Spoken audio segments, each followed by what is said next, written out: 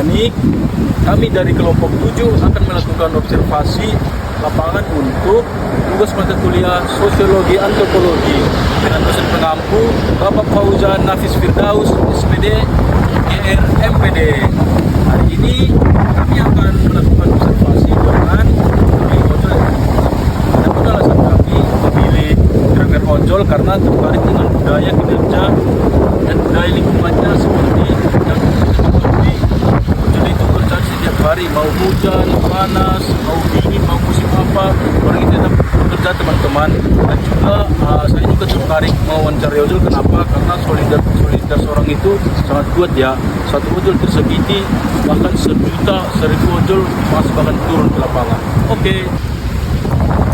Halo teman-teman, saya Brigjen Sifanus Ginan menambahkan kenapa kami mewawancarai ojol. Karena pengemudi ojol juga mudah dijangkau untuk observasi dan wawancara, serta umumnya terbuka menceritakan pengalaman mereka. Ini menjadikan mereka cek penelitian dan tepat untuk memahami hubungan antara teknologi, budaya, kerja dan nilai-nilai yang dijalankan dalam pekerjaan sehari-hari. Nah, oke teman-teman, kita langsung saja ya, tidak usah berlama-lama, langsung saja kita wawancarai Bapak ojolnya. Mari. Halo Pak, selamat sore. Selamat sore juga. Pak? Bapak Iqbal. Iya. Iya. Kami izin ya Pak. Iya. Buat nanya-nanya sering-sering aja. Iya, nggak apa-apa. Iya. Saya mau nanya ini dong Pak. Menurut Bapak, bagaimana Bapak menggambarkan budaya kerja yang Bapak rasakan selama menjadi pengemudi ojol? Karena kan kadang cuaca panas, hujan, itu Bapak terus bekerja gitu loh, Pak. Saya dibudayakan kayak gitu kan ibarat kayak ada tanggung jawab, ya kan, tanggung jawab. Udah punya istri, udah punya anak yang harus dinafkahi sama kita. Mau hujan, mau panas, kita tetap kita jalani. Iya. Intinya bertanggung jawab ya Iya, Pak, sama bertanggung jawab. keluarga. Iya, gitu. tanggung jawab. Selanjutnya ya Pak, nilai atau prinsip kerja apa yang menurut Bapak paling ditekankan oleh aplikasi kepada para mitra gitu Pak? Kalau nilai itu bagi driver Maxim ya, itu harus ya ratingnya itu harus lebih ditinggi lagi, jangan diperbanyak.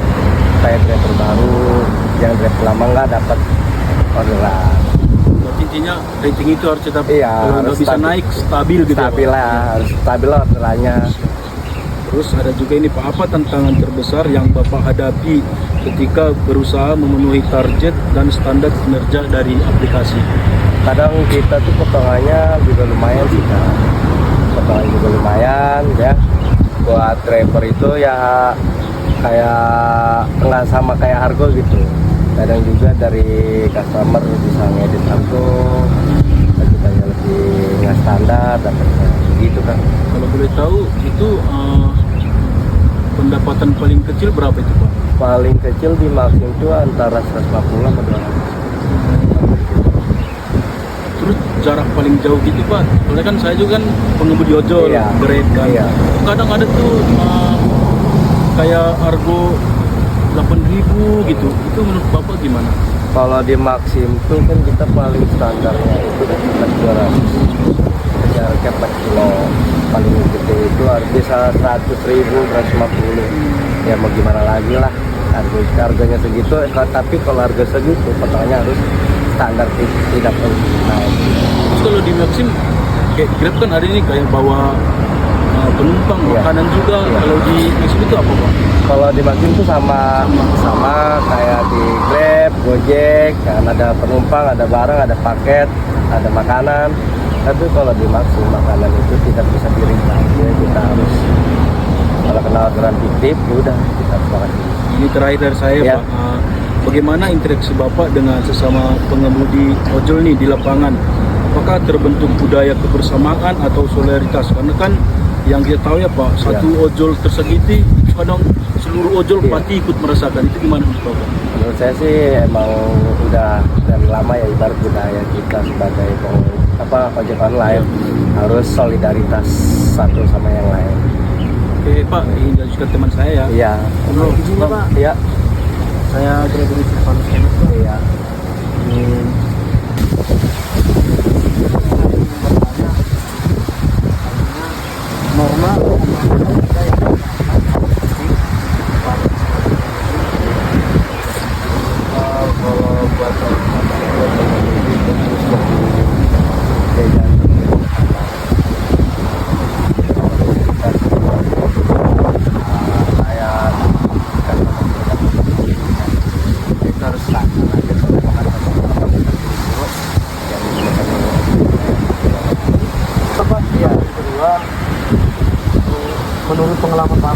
bagaimana Grab mengenai ojol, mengenai pelanggaran yang dilakukan oleh Pengalaman saya sih sebagai ojek online, mitra itu kalau emang buat pengalaman terberat atau terberat ketika bawa penumpang, kita harus ngajak penumpang itu ada pernah kejadian sekali di labrak mobil tapi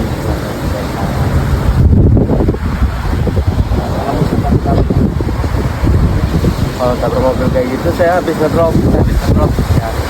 Habis nganterin penumpang dan nunggu orang tahu ke saya kan dari bawah naik ke atas saya kalau emang saya tidak saya tidak ini yang terakhir ya. ya. Bila Bapak memiliki kesempatan ojol, apa yang bisa Bapak sampaikan kepada Bapak Buat atasan parkir, tolong jangan kita terganti lagi. Soalnya yang lama itu cari. Terima kasih atas bantuannya ya Pak. Ya, Semoga temannya sukses, ada iya. Terima kasih ya Pak. Ya, sama-sama Kak. Ya. Oke teman-teman, berdasarkan hasil observasi yang telah kami lakukan tadi, kami menyimpulkan bahwa budaya kinerja ojol itu sangat aktif dan sangat bagus ya teman-teman. Karena apa? Karena yang kita lihat walaupun hujan mau panas, mereka tetap ada dan mereka tetap aktif. Karena berdasarkan yang kami wawancara tadi, kebanyakan itu driver-driver ojol mempunyai tanggung jawab seperti sudah mempunyai istri, sudah mempunyai anak. Itu mereka sangat bekerja keras dan tidak memandang cuaca. Dan berdasarkan budaya lingkungannya, kenapa solidaritas ojol itu sangat kuat? Karena itu sudah dibangun mulai dari dulu, mulai dari dibentuknya ojek online. Untuk itu para driver ojol itu yang kita lihat ya teman-teman, baik secara langsung maupun sosial media, itu solidaritasnya sangat kuat. Yang kita lihat bahwasanya ada banyak kejadian-kejadian yang dialami oleh driver ojol, karena ada yang termasuk kena bencana ataupun kecelakaan di jalan, itu sangat driver ojolnya sangat membantu. Satu dari antara driver ojol tersakiti, bahkan 1.000 maupun 1 juta seluruh Indonesia yang ada di ojol di Indonesia ini pasti akan merasakannya. Oke teman-teman, sampai sini dulu hasil observasi kami yang telah kami lakukan. Saya Erwin Sundamanik, saya Gregory Silvanus Kenan. kami izin pamit undur diri. Terima kasih. Kelompok 7, Jaya, jaya, jaya.